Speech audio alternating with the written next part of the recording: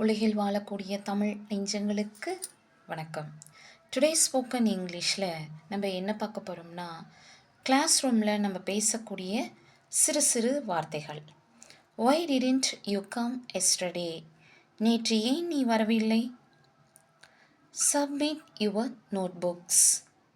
உங்கள் நோட்டுகளை சமர்ப்பிக்கவும். Repeat after me.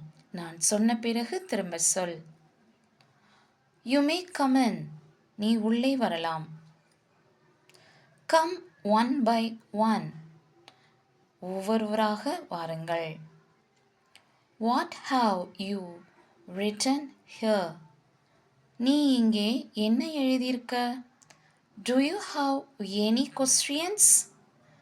உங்களுக்கு ஏதேனும் கேள்விகள் உள்ளதா? How are you all? நீங்கள் எல்லோரும்